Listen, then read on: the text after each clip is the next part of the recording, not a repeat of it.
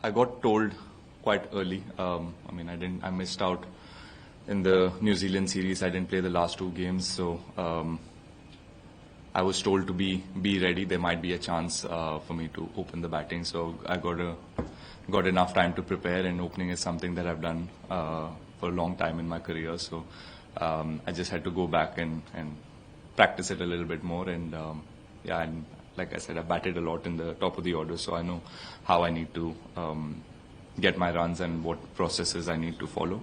And I got enough practice time. I came here early. I played an India A game, which helped me to get some time in the middle. We played a few practice games as well, so I've got a lot of time in the middle, so it was good and it helped me in my preparation. Anything, I've said this before, I just want to be in the playing 11, fit me in wherever, and I just want to go there, bat, and play for the team. I don't know, honestly. I don't have a answer to that. I just go there, try and see what I need to do in that given scenario, and whenever I walk in, what is it that the team requires, what is it that I need to do to get runs from there on, try and keep my game as simple as I can. Luckily for me, I batted in different positions. So early on, when I was asked to bat in different places, it was a bit of a challenge mentally, and not so much technique, but at least mentally how to play those first 20-25 balls, what shots I can play, how early can I attack, how much do I need to how much I need to be cautious. So those were the things that was a bit tricky early on, but now that I've played in ODIs, in Test cricket all over the place, so it's just given me a little bit of an idea as to how I need to manage my innings and how I need to start. And I feel like it's just the start that's important, whether I'm batting top of the order or in the middle order. Is just the start, the first 30-40 balls. If I can manage that, then everything else starts to seem like it's regular batting. So that's what I try to focus on. Yeah, this will be my first pink ball test match. So I don't have game experience as much as some of the other players who've played. So for us, it's just about speaking to the guys who played and try and understand what were the things that they found hard, or how did they manage to, if there were any changes that they made. In whatever little we've trained and played the practice game, I felt like it was just a little different to the red ball in terms of how well you see the ball and how well you pick up the ball from the bowler's hand. That's been a bit of a challenge, but so we've got a bit of time. We've been training hard, and hopefully by the time the game starts, we would have had enough practice sessions and we'd get used to what the pink ball does. Yeah, like I said, I try and keep it really simple. The new ball does do a lot, so you need to respect the first 20-25 overs and try and soak in the pressure and try and get used to the pace or whatever the wicket's doing.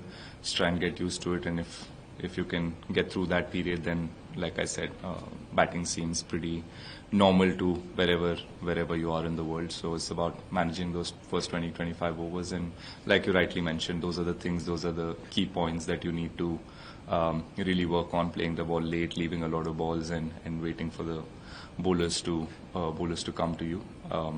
So those are the things that I try to do, and I've played in different conditions. So when you do well in different conditions, in pace-friendly conditions or away from home, you do get a little bit of confidence, and you do understand how you need to do it, and you try and repeat those processes again and again. With Jaiswal, it's the first time I'm actually batting with him. I don't think we've batted together before this. In first innings, we didn't really get enough time. He got out really early, so. But we did have a few chats before in training sessions as well, and I tried to share whatever little I've learned from playing here in Australia and facing up against the new ball. So those were the conversations that we had. But in the second innings, obviously, was a really important period that second day where we had to put runs on board, and we knew if we can do that, we'll be ahead in the game.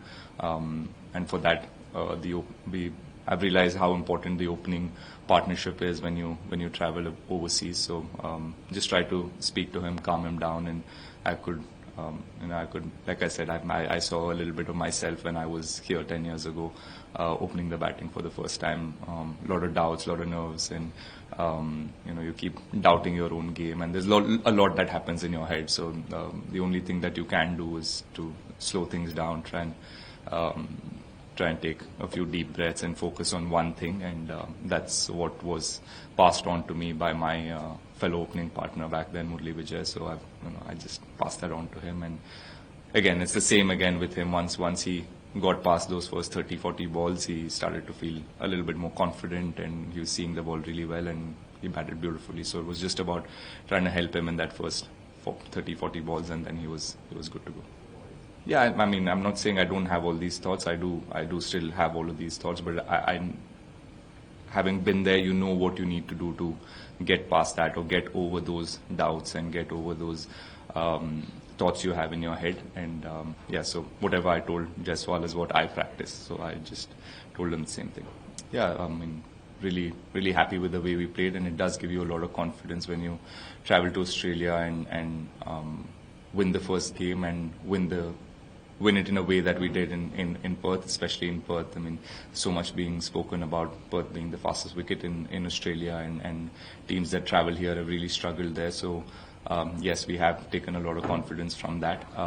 But yeah, Perth is back in Perth. We try and move on. It's a different place, different condition. Pink ball is going to be different. So take the confidence from that game and really use that in this game and try and one thing that's been spoken a lot in the dressing room is to win sessions and not really worry about winning the whole game or talking about what happens on day 4 or day 5. It's just about winning each session. So yeah, we're trying to do that again and see where we go. No, I've been told, but I've also been told not to share it today. So we'll have to wait for day 1 or maybe when the captain comes here tomorrow. Yeah, I mean, everyone wishes for it, but yeah, I mean, I'll have to get as many runs as the people that have their names on the stands. So if I can do that, then maybe. But I don't really. And how do you react to the development? This development? Yeah, I think it's too soon. I haven't reached that level. Yeah. About the proposal to name the stands after the legends. Yeah, it's good. I mean, just respecting what the players have done for that state and for the country. And I'm sure for everybody it's a huge honor when you see your name, a stand being named after you. So yeah, it would be lovely for anybody. Yeah, very different. Not used. I mean, we have practiced, but with crowds, but it's mostly T20s and ODIs back home. We've had crowds come in and watch our practice sessions. So it felt a little different, but also adds to your preparation for the test match and give us a little bit of what we can expect on day 1 or all the days here in Adelaide. So it was good. Yeah, I mean, 10 years ago, like I said, it was my first test series, and I watched India-Australia series growing up on TV, waking up at 5 in the morning, watching the games with my father. So it was a bit surreal to be here at that moment. And there's a lot more going on in my head at that time, and I honestly feel like I wasn't really as sure as I am today. I wasn't back then 10 years ago about batting and what I need to do, about how to get runs, how to handle the pressure, how to keep away the noises and all of that. So yeah, I've learned a lot in these 10 years and really grateful for everything that I've had to go through, the ups and downs, the good, the bad, everything. So I'm looking forward to the next 10 years, and hopefully Australia is where it started for me 10 years ago. Hopefully this is a start for something great in the next half of my career. But does it feel like 10 years? Or has it flown by, or has it felt like 10 years? Feels like 25, honestly. But with the amount of injuries I've had, time away from the sport, feels long. But I've enjoyed every bit of it. These few days have only been about understanding how the ball reacts and how easy or hard it is to play against the pink ball. If you look at all the games that have been played with the pink ball, it hasn't really lasted a long time. So that tells you that that there will be a lot of help for the fast bowlers and there will be a lot of seam movement. That's something that we faced even in the nets. But that happened even in Perth on day one. There was a lot of seam movement, and I'm sure that will be the same. But it was just a bit different to pick up the pink ball off the hand, and wasn't as easy as facing up against white or a red ball. So yeah, that's something that we'll have to get over and get used to. Yeah, the ball seems a bit more harder than the red ball. While fielding as well, you can feel it hitting your hand a lot quicker and a lot harder. Same with batting, it just seems to get to you much quicker than the red ball. Does seam around a little bit more than the red ball. So yeah, that's the challenge we're looking forward to. And like you said, for me it's exciting because it's my first pink ball game, so I'm going in with a clean slate, and I'll go there and see what really happens and try and face up to whatever comes my way. So anything different in practice, like maybe just a lot more facing a lot more bowler, just the side on? Yeah, I mean, whatever the players prefer is just about, like I said, picking the ball off the hand has been a bit tricky for some of the boys.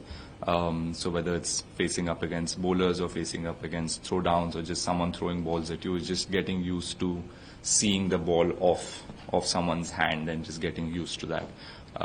And I feel like that's step one of a batter. If you can pick that, then you give yourself the best chance to react and be in good positions. So yeah, that's been something that all batters have been speaking about and trying to play a lot more balls so that you get used to it. And this will be the final. So yeah, you have a habit of tattoos, and you generally pick up from many countries. I don't know whether you've done it the first time you came in Australia. I did. You did? Yeah. Okay. Second time as well, third time as well. So what are you going to do? Design the tattoo here? Yeah. Or stop after marriage? No. Have it scheduled for after the last test in Sydney. So You have identified yeah. one? No. It's personal. That's personal. Yeah. Thank you. Thank you, guys.